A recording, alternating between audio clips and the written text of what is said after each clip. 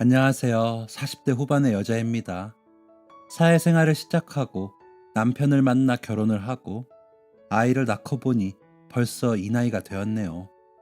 살다 보니 사연 없는 인생이 없고 모든 인생이 다 기구하더군요. 그래서 제 인생도 별다를 거 없이 남들 다 사는 대로 살아왔다고 생각하고 있었습니다. 그런데 문득 제 가장 가까운 곳에 있는 남편의 인생은 하염없이 기구하게 느껴졌습니다. 한번 사연을 써보는 게 어떻겠냐며 남편에게 제안했지만 남편은 수줍음이 워낙 많은 사람이라 거절했고 제가 대신 남편의 이야기를 해보려고 합니다. 살면서 우연히 알게 된 남편의 어린 시절, 그런 남편과 함께한 인생 이야기를 지금부터 전해드리도록 할게요. 조금 긴 이야기가 되겠네요. 저와 남편은 제가 대학생이던 시절 처음 만났습니다. 저는 이름 있는 여대에 다니고 있었는데요. 요즘 학생들을 보니 커피숍에서들 많이 공부하던데 저는 조용한 다방에서 공부를 하곤 했어요. 갓 성인이 된 저는 잔잔한 음악만 흘러나오던 다방에 앉아 어른이 됐다는 기분을 만끽하곤 했습니다. 고등학교도 갓 졸업한 어린애가 얼마나 어른인 척을 했는지 지금 생각하면 우습기만 하네요.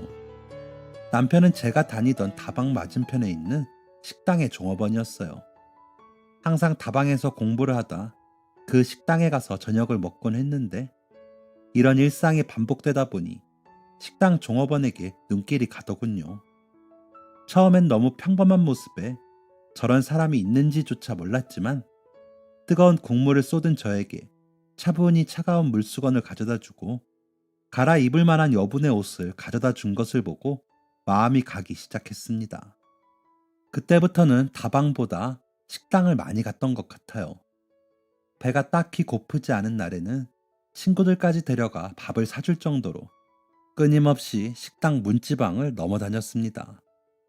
식당 사장님은 그렇게 자주 식당에 오는 제가 궁금하셨나 봐요. 왜 이렇게 자주 오는지 물으시더군요. 저는 그때 이때다 싶은 생각이 들었습니다. 그래서 사장님에게 이렇게 말했어요. 여기서 일하는 오빠가 마음에 들어서요. 라고 말이죠. 그때만 해도 여자애가 스스럼 없이 이런 이야기를 하면 여자애가 부끄러운 것도 모른다며 꾸중을 듣기 일쑤였습니다. 하지만 사장님은 껄껄 웃으시며 종업원 오빠의 어깨를 두드리셨어요. 좋을 때네. 세상이 바뀐다더니 예쁜 아가씨가 먼저 고백도 하고 말이야. 사장님의 이런 이야기를 들은 오빠의 얼굴은 새빨개져 있었습니다. 그때부터는 눈에 띄게 종업원 오빠가 저를 피하는 게 보였어요. 사실 저는 꽤 넉넉한 집안에서 태어나 외동딸로 사랑을 듬뿍 받으며 자랐기 때문에 누군가의 거절을 경험해 본 적이 별로 없었습니다. 아버지도 옛날 분답지 않게 어머니와 저에게 매우 다정하시기도 하셨죠. 보통 거절 당해본 적 없는 사람이 거절을 경험하면 충격을 받거나 상처받기도 한다는데 패기 넘치던 저는 오히려 승부욕에 불탔습니다. 나한테 안 넘어오나 보자 라는 게 제 속마음이었죠. 식당 사장님은 저의 편이었습니다. 제가 식당 앞에서 어슬렁거리고 있으면 종업원 오빠를 일찍 퇴근시켜주기도 하셨고 제가 식당에 가면 우물쭈물하는 오빠를 저에게 보내기도 하셨죠. 그럼에도 불구하고 종업원 오빠는 저를 밀어냈습니다. 하지만 해가 거듭되어도 저의 끈질긴 노력이 끝나지 않자 결국 저의 마음을 받아주게 되었죠. 그렇게 저희는 연애를 시작하게 되었습니다. 저의 남자친구, 그러니까 지금의 남편은 저보다 4살이 많은 사람이었어요. 대학은 휴학 중이라고 하더군요. 연애를 시작했던 당시 저의 나이는 21살. 해보고 싶은 것도 많고, 보고 싶은 것도 많고, 가고 싶은 곳도 많을 나이였습니다. 하지만 저의 남자친구는 매일매일을 치열하게 사는 사람이었어요. 아침에 눈을 뜨면 신문 배달을 했고 간단히 빵으로 끼니를 때운 후에는 저를 만난 식당으로 출근을 했죠. 그렇게 해가 질 때까지 일을 하고 나면 야간 공장으로 들어가서 일을 했습니다. 저는 일주일에 딱 하루, 그것도 오후에 3시간만 남자친구를 가까이에서 볼 수 있었어요. 평일에는 남자친구가 일하는 식당에서나 얼굴을 볼 수 있었죠. 철없던 저는 이렇게 바쁜 남자친구가 내심 야속했나 봅니다. 하루는 남자친구에게 왜 이렇게 오래 일해? 이제 25인데 놀기도 하고 그래야지. 부모님이 용돈 안 주셔? 라고 묻기도 했죠. 얼마나 철이 없는 질문인가요? 하지만 귀하게 자라서 세상 물정 몰랐던 저는 이 질문에 남자친구가 상처받았다는 사실도 모르고 생글생글 웃기만 했습니다. 저의 질문을 들은 남자친구가 어두운 표정으로 애써 미소를 띈 채 아버지 안 계셔. 어머니는 시장에서 생선 장사하시고 라고 말하기 전까지만 해도 말이죠. 처음 들어본 남자친구의 낮게 깔린 목소리를 듣자마자 저는 제가 얼마나 큰 실수를 한지 알았습니다. 이후 저는 진지하게 남자친구가 이렇게까지 일을 해야 하는 이유에 대해 묻기 시작했어요. 이야기를 하기 꺼려하던 남자친구는 결국 이 얘기를 너가 다 듣고 나서도 내 곁에 있을진 모르겠지만 그래도 듣고 싶다면 말해주겠다며 자신의 과거를 꺼내놓았습니다. 나는 아버지 얼굴을 본 적이 없어. 어머니가 나를 가졌다고 말하자마자 떠났다고 하시더라. 남자친구의 어린 시절 이야기는 처음부터 저에게 너무나 큰 충격이었습니다. 자기 자식을 가진 여자를 떠난 남자라니 상상조차 해본 적이 없는 이야기였죠. 여자 혼자 아이를 키우는 건 쉬운 일이 아니야. 하지만 어머니는 나를 책임지시려고 할 수 있는 모든 일을 다 하셨어. 시장에서 장사가 자리 잡는 동안 수도 없이 시비에 휘말리셔야 했고 그 흔한 립스틱 하나 돈 아까워서 못 사는 분이셨지. 이 이야기를 하는 남자친구의 목소리는 살짝 떨리는 것처럼 보였습니다. 그래서 나는 아주 어렸을 때부터 돈을 벌기로 다짐했어. 어머니가 혼자 고생하시는 게 싫었거든. 그런데 처음 우유 배달을 하고 집에 돌아온 날 어머니는 처음으로 회초리를 드셨어. 저는 너무 놀랐습니다. 대체 어머니 짐을 덜어드리려고 새벽에 우유 배달을 하는 아들을 혼낼 이유가 뭐가 있단 말이야? 라는 생각으로 말이죠. 왜? 라는 저의 질문에 남자친구는 피카니 웃으며 공부하라고. 지금은 공부할 때지. 이렇게 손에 굳은 살 베겨가며 일할 때가 아니라고 혼내셨어. 라고 대답했습니다.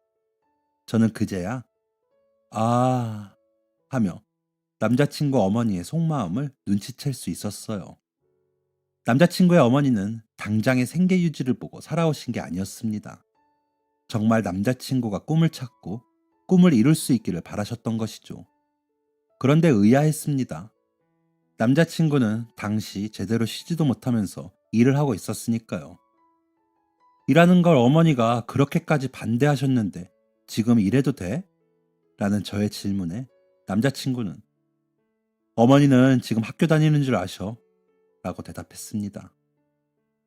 그러면 도대체 왜 이렇게까지 일을 하는 거야? 라는 저의 질문을 타고 돌아온 남자친구의 대답은 저를 숙연하게 만들었어요. 어머니가 편찮으셔. 내가 모르는 줄 아시겠지만 수술만 하면 금방 나을 수 있는 병이라더라. 그래서 바짝 돈을 모으고 있는 중이야. 이제야 모든 것이 이해가 됐습니다. 일하느라 바쁘다며 1년가량이나 저를 밀어내던 남자친구의 모습. 하루도 제대로 쉬지도 못하고 일을 하던 남자친구의 모습까지. 없는 시간을 내서 저를 만나러 와준 남자친구에게 조금만 더 있으면 안 돼? 라고 투정을 부렸던 제 모습이 하염없이 부끄러워지는 순간이었습니다. 제가 미안한 마음에 눈물을 뚝뚝 흘리자 남자친구는 당황해하며 절 달래주었어요. 괜찮아. 이제 거의 다 모았고 어머니 수술시켜드릴 일만 남았어. 정말 괜찮아. 하지만 미안함, 안쓰러움, 부끄러움이 모두 섞인 저의 울음은 쉽게 그치지 않았습니다. 결국 한참의 시간이 흐르고 남자친구가 다시 일터로 돌아갔을 때 저는 다짐했습니다. 남자친구가 돈을 모으는데 도움을 주기로 말이죠. 방학도 했겠다. 남는 게 시간이었던 저는 그 길로 일을 알아보러 다녔습니다. 생각보다 일자리는 쉽게 구해졌어요. 일하는 것도 그리 힘들지 않았습니다.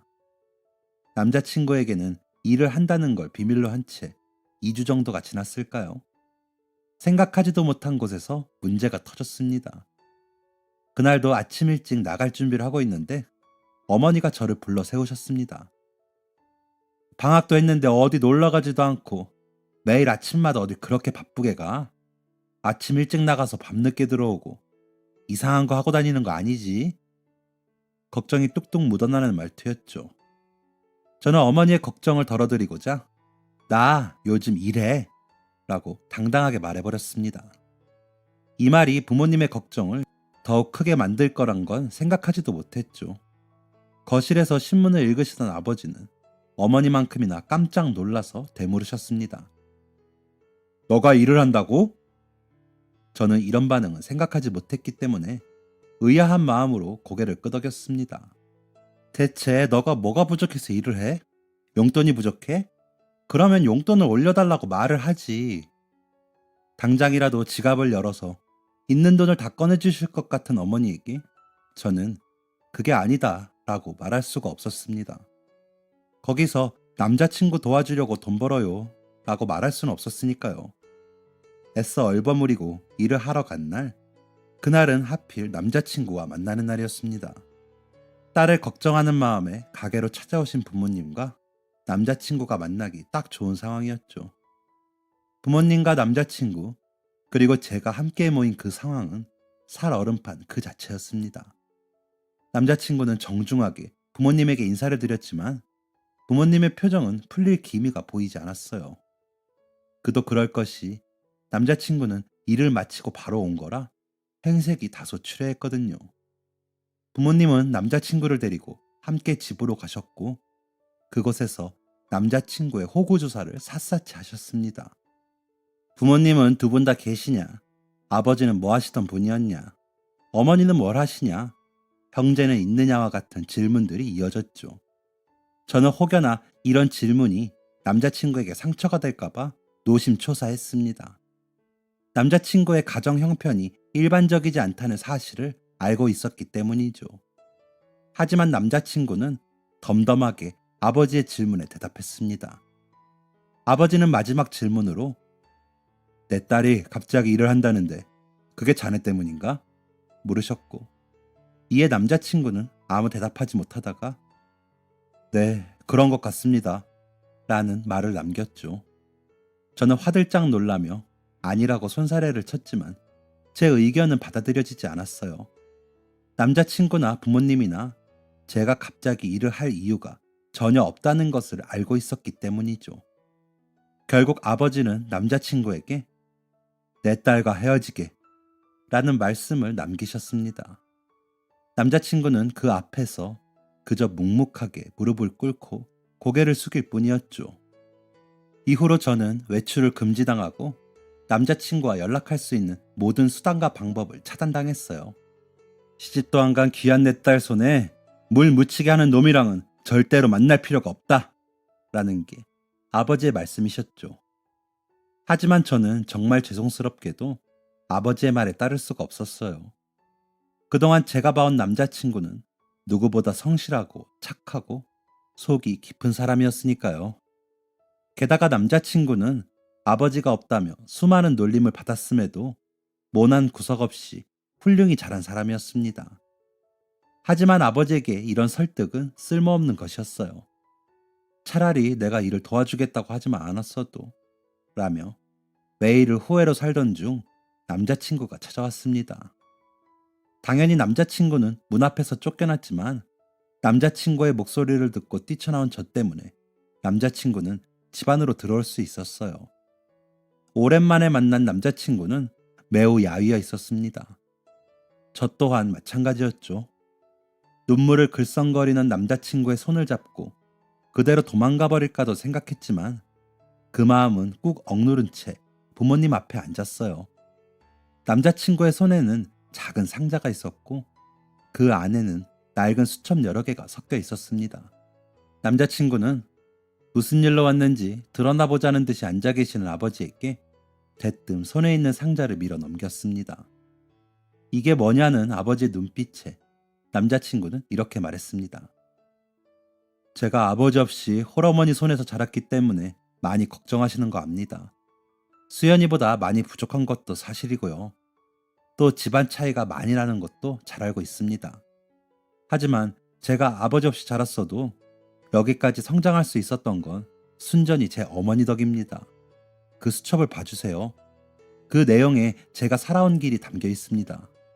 그걸 보시고도 저를 믿어주지 못하시겠다면 수연이 포기하고 물러서겠습니다. 또 저의 사정 때문에 수연이가 하지 않아도 될 고생을 하게 만든 점 죄송합니다. 이런 말을 들었는데 어떻게 무작정 안 된다고 반대할 수 있을까요? 아버지는 알겠다며 남자친구를 돌려보내셨습니다. 사실 저는 아버지가 남자친구를 돌려보내기 위해 알겠다고 하신 줄 알았는데 아버지는 그날 밤을 새워서 남자친구가 주고 간 수첩을 다 읽으셨어요.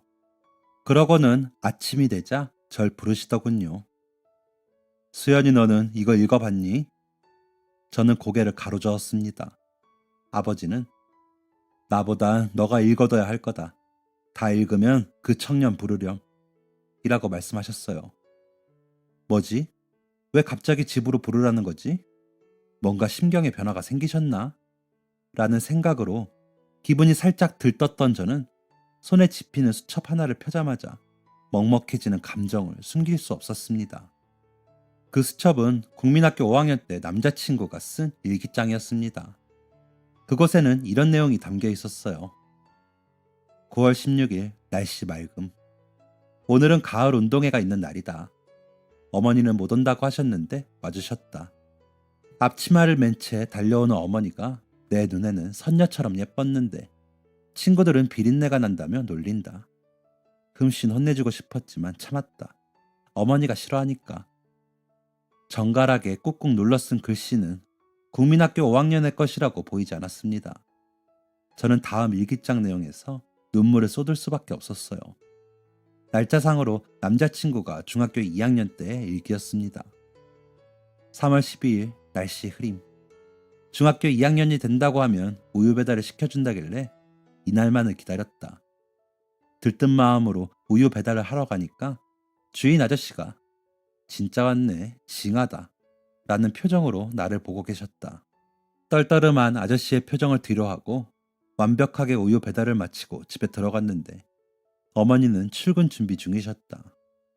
아침에 운동이라도 하고 왔냐는 어머니의 말씀에 나는 자랑스럽게 우유 배달을 하고 왔다 라고 말씀드렸는데 어머니는 내 말이 끝나기 무섭게 화를 내셨다. 아무렇게나 휘두르는 앙상한 어머니의 팔을 그대로 받아내며 나는 생각했다. 도대체 왜? 아무리 생각해도 나는 혼날 이유가 없는데.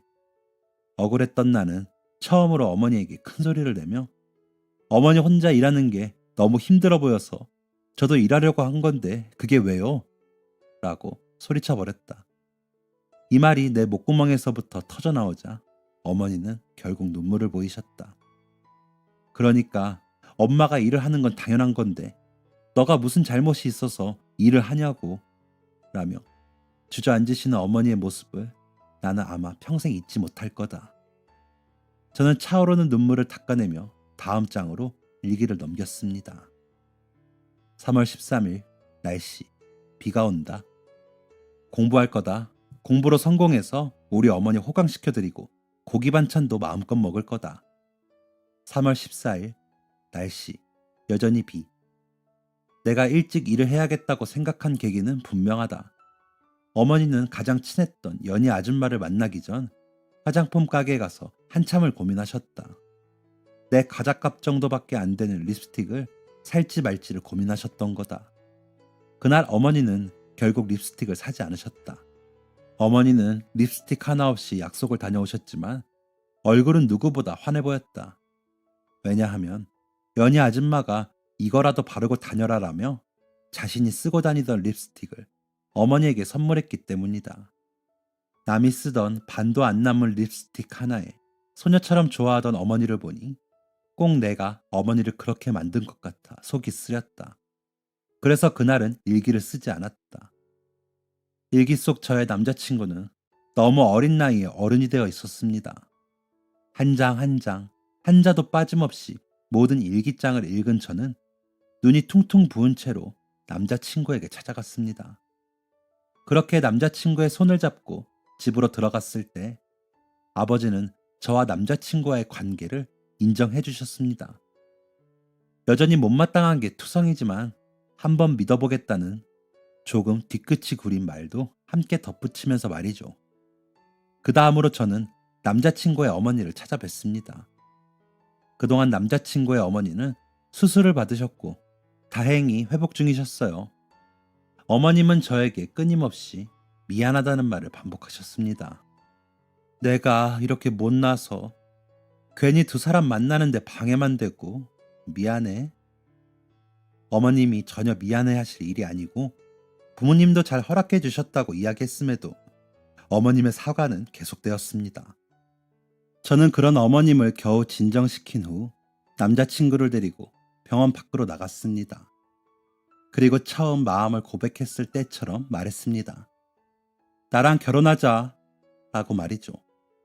남자친구의 눈은 커다랗게 변했고 우리 오늘 교제 허락받은 건 기억하지? 라고 대답했어요. 응, 알아. 결혼하자. 이게 바로 저의 대답이었습니다. 저는 매사에 신중한 남자친구를 대신해 집으로 찾아가서 결혼을 하겠다고 통보를 해버렸습니다. 지금 생각하면 아주 불효막심한 모습이지만 그때는 지금이 아니면 안 될 것 같다는 마음이 강했어요. 아버지는 야 이놈아, 오늘 만나도 된다고 허락한 게 결혼 허락인 줄 알았냐? 며 뒷목을 잡고 쓰러지기 일보 직전이었습니다. 하지만 제 마음은 굳건했어요. 자식 이기는 부모 없다고 했나요? 결국 부모님은 저와 남자친구의 결혼을 허락해 주셨습니다. 다만 부모님의 사회적 체면을 고려해 대학은 졸업하고 결혼하라는 조건이 붙었죠. 남은 2년의 시간이 정말 너무나 길게 느껴졌지만 저는 무사히 대학을 졸업했습니다. 남자친구는 저보다 1년 먼저 졸업을 했죠. 남자친구가 졸업을 하고 제가 학교를 다니는 1년 동안 남자친구는 현재 이름만 대면 아는 기업에 입사하게 되었습니다. 남자친구가 안정적인 직장까지 생겼겠다. 저는 졸업을 하자마자 기다렸다는 듯이 남자친구와 결혼식을 올렸습니다. 여전히 아리송한 표정을 하는 부모님은 사실 제 안중에도 없었죠. 그때는 남자친구의 성장 배경이 못마땅하신 거라고 생각했는데 지금 보면 그저 딸 훔쳐가는 도둑놈이 못마땅했을 뿐이라고 생각이 되네요. 어쨌든 어린 나이에 결혼 생활을 시작한 저와 남자친구, 아니 남편은 모아둔 돈이 없었기 때문에 16평짜리 재건축 아파트에서 월세로 신혼살림을 꾸렸습니다. 부모님이 충분히 지원해 주실 수 있는 상황이었지만 부모님이 반대했던 결혼을 한 딸의 입장에서 너무 양심에 찔리더군요. 그래서 제 힘으로 자립해 보겠다고 말씀드렸습니다. 저는 결혼과 동시에 일자리를 구해야 했어요. 말씀드렸듯이 모아둔 돈도 없었고 남편 월급만으로는 더 나은 생활이 어려웠기 때문이죠. 무엇보다 여전히 아들에게 손 안 벌리고 생선 장사하시는 시어머니에게 넉넉하게 용돈을 드리고 싶었습니다. 첫 월급을 받은 날 저는 남편과 함께 시어머니를 찾아뵀습니다. 그리고 제 월급 봉투를 드렸죠. 이게 뭐니? 라는 시어머니의 질문에 저는 저희 남편 낳아주시고 길러주셔서 감사해요. 이건 그 누구를 위해서 쓰지 마시고 꼭 어머님을 위해서 쓰세요. 꼭이요. 라고 대답했습니다. 그러자 시어머니는 화들짝 놀라시며 봉투를 저에게 던지듯이 안겨주셨어요. 내가 이걸 어떻게 받니? 너 해라, 너 해. 마치 폭발물을 아는 것 마냥 놀래시는 시어머니의 반응에 저 또한 당황스러웠지만 저는 꾸역꾸역 봉투를 안겨드리고 시댁을 떠났습니다. 남편은 걱정스러운 표정으로 정말 다 드려도 괜찮겠어? 라고 물었지만 제가 할 수 있는 대답은 딱 하나였어요. 괜찮아, 하나도 안 아까워. 그렇게 월세집이 전셋집으로 바뀌고 생활이 조금씩 안정되었을 때 저는 남편과 저의 부모님 사이의 기류가 묘하게 달라졌다는 것을 알게 되었습니다. 나보다 남편을 더 기다리는 것 같은데? 라는 생각이 들 정도였죠.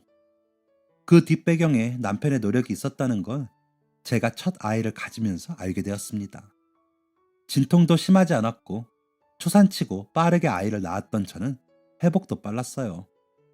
아이를 낳은 지 보름 정도가 됐을 때 어머니와 함께 찾아온 아버지는 남편만 데리고 살짝 나가셨습니다. 두 사람이 제 앞에서 따로 자리를 옮기는 건 한 번도 본 적이 없었기 때문에 의아한 마음에 어머니에게 물었습니다. 아빠가 웬일로 남편을 데리고 나간대요? 그러자 어머니는 저보다 더 의아해하시며 얘는 두 사람이 자주 놀러 다니잖아 라는 깜짝 놀랄 만한 이야기를 하셨죠.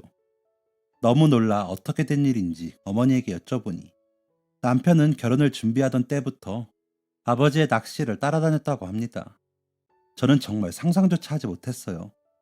왜냐하면 남편은 물 공포증이 있기 때문이죠. 그런 사람이 아버지에게는 낚시라면 환장한다 라고 말했다고 합니다. 그리고 때 되면 우리 어머니 선물 사서 가져다 드리고 편찮으실 땐 죽도 써드렸다고 하죠. 전부 저한테는 일하러 나간다고 말한 후 벌인 일이라 정말 깜짝같이 속았습니다. 그동안 남편의 낚시 수준은 일치월장했고 어머니와의 관계는 말할 것도 없이 좋아졌습니다. 어쩐지 어느 순간부터 어머니가 좋은 화장품만 있으면 시어머니를 드리라고 주시더라고요. 남편과 아버지가 돌아오고 부모님이 떠나신 후 저는 남편에게 물었습니다. 왜 그동안 아버지랑 따로 만나는 거 말 안 했어? 그러자 남편은 저에게 내가 장인 장모님한테 잘하는 건 당연한 건데 괜히 당신이 부담 느껴서 우리 어머니한테 무리할까봐 걱정됐어 라고 대답했습니다. 저는 아주 살짝 어이가 없어서 당신이 우리 부모님한테 잘하는 것만큼 나도 시어머니한테 잘해야지 그게 무슨 말이야 라며 조금은 쏘아 붙이듯이 물었습니다. 그러자 남편은 제가 남편 병원비에 보탬이 되겠다고 일을 했던 일을 꺼내놓더군요. 나 돕겠다고 평생 해보지도 않은 일 했던 사람인데 내가 어떻게 부담을 안 가질 수가 있겠어. 정말 그날은 남편의 순수함 때문에 한참을 웃었습니다. 그게 언제적 일인데 아직도 그때 일을 마음에 담아두고 있는 거냐며 남편을 놀리기도 했죠. 그래서 오늘 아빠랑 왜 나갔다 온 거야? 저의 질문에 남편은 한참 동안 아무 말 하지 않았습니다.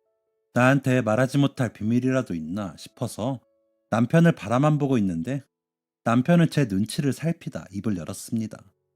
그냥 아버님이랑 이런저런 이야기 한 거지 뭐. 이거 뭔가 있다 싶은 생각에 저는 취조 아닌 취조를 시작했습니다.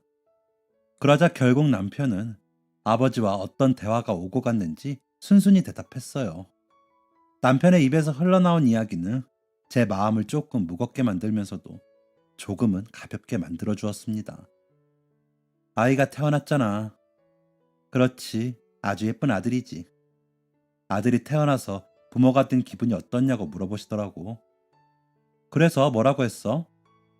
아주 들뜨고 기쁜데 한편으로는 두렵다고 말씀드렸어. 남편의 두렵다는 말은 저에게도 해당되는 이야기였습니다. 지금도 아이를 볼 때마다 이 아이를 어떻게 키워야 하나 라는 부담감이 무겁게 느껴지니까요. 하지만 남편의 두려움은 아마 조금 달랐을 겁니다. 나는 아버지 없이 자랐으니까 아버지 사랑을 못 받고 자란 내가 어떻게 좋은 아버지가 될 수 있나라는 두려움이 생겨. 사실 남편은 이 문제 때문에 한동안 아이를 갖는 걸 고사했었습니다. 저의 오랜 설득을 통해 아이를 가진 거였죠. 전 남편이 좋은 아버지가 될 거란 확신이 있었지만 남편은 아니었어요. 아마 아버지가 임신한 어머님을 두고 떠난 그 사건이 남편에게 좋지 않은 트라우마가 됐겠죠. 아이가 태어난 게 두렵다고 말하고 아버님 눈치를 살피는데 좋아 보이지 않으시더라. 나는 역시나 아버지 없이 자란 내가 손주를 잘 키울 수 있을까 걱정되시나 보다 라고 생각했어. 사실 저도 아버지가 그런 생각을 하셨을 수도 있겠다는 생각을 했습니다. 하지만 아버님은 내가 손주를 잘 키울 수 있을지 손주를 걱정한 게 아니라 나를 걱정하고 계셨어. 당신을? 받아본 적 없는 아버지 사랑을 아들에게 줘야 하는 게 얼마나 부담스럽고 무섭겠냐고. 그리고 이어진 남편의 말은 제 마음을 뭉클하게 만들었습니다. 아버님은 나를 볼 때마다 항상 마음이 무거우셨대.